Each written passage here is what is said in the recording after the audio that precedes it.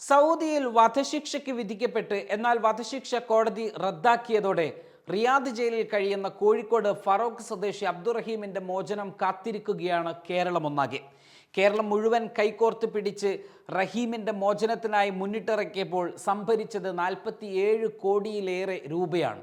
ദിയാദനം സ്വീകരിച്ച് റഹീമിനെ മോചിപ്പിക്കാമെന്ന് കൊല്ലപ്പെട്ട സൗദി യുവാവിന്റെ കുടുംബം റിയാദ് ക്രിമിനൽ കോടതിയെ അറിയിച്ചതോടെയാണ് കോടതി വധശിക്ഷ റദ്ദാക്കിയത്. കോടതിയിൽ എത്തിയാണ് കുടുംബം ഇക്കാര്യം അറിയിച്ചത്. ഇതോടെ റഹീമിന്റെ മോചനത്തിന് ആവശ്യമായ സങ്കീർണവും നിർണായകവുമായ എല്ലാ കടമ്പകളും അവസാനിച്ചു.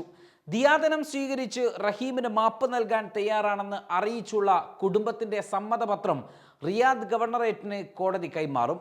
റഹീമിനെ അധികം വൈകാതെ ജയിലിൽ നിന്ന് മോചിപ്പിച്ച് റിയാദ് വിമാനത്താവളം വഴി നാട്ടിലേക്ക് അയക്കും.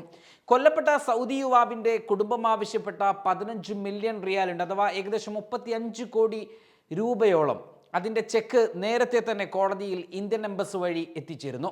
47 കോടിയിലേറെ രൂപയാണ് റഹീമിന്റെ മോചനത്തിനായി പിരിഞ്ഞു കിട്ടിയത്.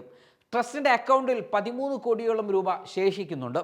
റഹീം നാട്ടിലെത്തിയ ശേഷം ഈ തുക ജീവകാരുണ്യ പ്രവർത്തനങ്ങൾക്ക് വിനിയോഗിക്കും എന്നാണ് ട്രസ്റ്റ് ഭാരവാഹികൾ അറിയിച്ചിരിക്കുന്നത്.